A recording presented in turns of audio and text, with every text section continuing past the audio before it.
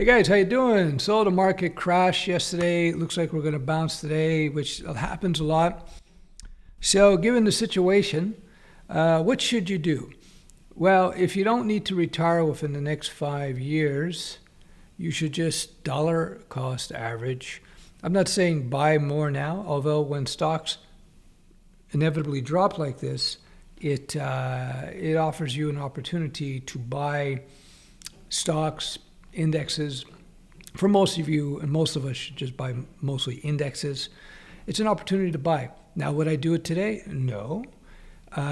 You got to stick to your plan. You got to stick to your plan. One thing I've learned over the last, whatever it is, nearly 20 years that I've been paying attention to the markets, you never know when it's going to go up or when it's going to go down. You never know where the bottom is. You never know where the top is. You may get it right once in a while. And what you see in the financial media, people will come out and say, look, I picked this top here, fantastic, it was amazing. But they don't tell you about all the misses they got. Kind of like fortune tellers who will tell you about the one or two predictions they got right, but they will forget about predictions that they did not get right, which is the vast majority.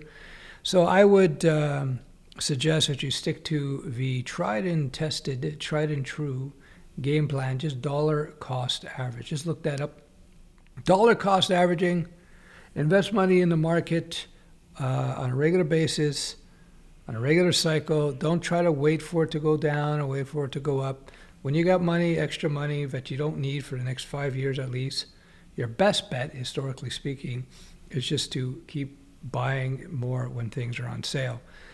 Yeah, that's pretty much it. That being said, like Warren Buffett, I have been accumulating cash now for the last year. You know what? And I have not sold anything, but at the end of the day, if I just look at, I put my money into something called a GIC, where I made like whatever 5% compounded over the last year. Of course, if I would have just bought the S&P, it'd be way up. So it was a mistake. But I keep cash because of my age. Well, I'm not that old, but because of I just like having a good amount of liquid on hand. I do keep more cash as a business owner than I would if I was working for somebody, if I had a full-time job. That seems secure, although job security is a bit of an illusion, as you know. Anyway, there you go. So the market is correcting. Who knows? It could bounce today. It looks like it's going to bounce today, the day after that big crash. And then 2 days later, it could go back down again. See, this is all largely psychologically driven. We like to tell ourselves that there's some mathematical raison d'être for these things happening. There's some reason for this to happen that has to do with finances and debt levels. And I believe that's all a bunch of BS. It's all a bunch of BS because I have seen markets go up and up and up and up and up and up and up for years on these crazy evaluations that make no sense mathematically. It doesn't matter. Sentiment, emotion, which has nothing to do with rationality. Emotion has nothing to do with rationality. It's emotions that drive the market. It could drive it for many years. Many years.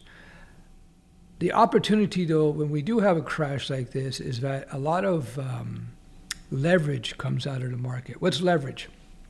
People borrowing money to invest.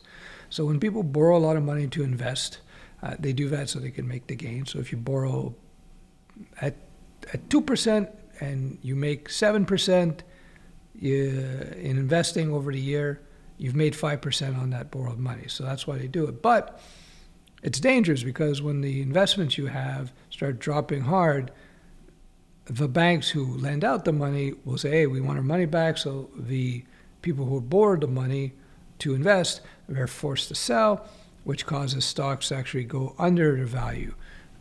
So again, that's getting a little bit more sophisticated. At the end of the day, we have these moments of deleveraging where they have to pay back the money that they borrowed to invest with. So that causes an artificial drop in the market, taking things down below what they should be. Again, but this is all psychological in many respects. We like to reason and rationalize that somehow this is all based on, as I said, analysis and so forth. But I've seen markets go for years where it doesn't make any sense in terms of the rationality of it. So don't pay attention to that. So what's the solution? Keep dollar cost averaging unless you need to retire within the next 5 years. Don't get worried about it. Most of us should be buying indexes all the time because it's very hard to pick winners and losers in the market. The only time you pick a company to invest in is if you know the business really well. You really understand the business. I have a few investments in private companies, but they're tech companies because I know tech very, very well. I've been doing it for 30 years. And that's about it. I hope this is useful to you. So don't sweat it. If I'm not telling you when or what to invest in, I'm suggesting this is what I do. I can't tell you what to do because I'm not your investment advisor. I'm not an investment advisor. I'm just some nerd. So you do what you will, but look up dollar cost averaging. Number one, look up index funds. Number two, and number three, keep this stat in mind. Those who trade lose 90% of the time. Think about that. So if you got two options. You can do dollar cost averaging, index purchases, and over a 10-year period, 90% of the time, 80% of the time, they're beating the professional investors who are picking and choosing stocks. On the other hand, you have the traders who are in there every day, doing a lot of work and research, buying and selling, accumulating fees. Every time you buy and sell, you got to pay. And 90% of them, if I recall, they lose money. So you can do a lot of work where you have a 90% chance you're going to lose all your money, or lose money anyway. Or you can do practically no work at all and just dollar cost average into index funds. And no work, and you're going to probably outperform professional traders, professional investors who work in Wall Street and around the world.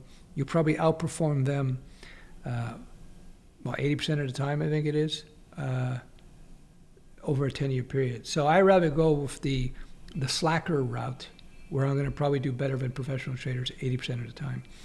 That's just me. You decide.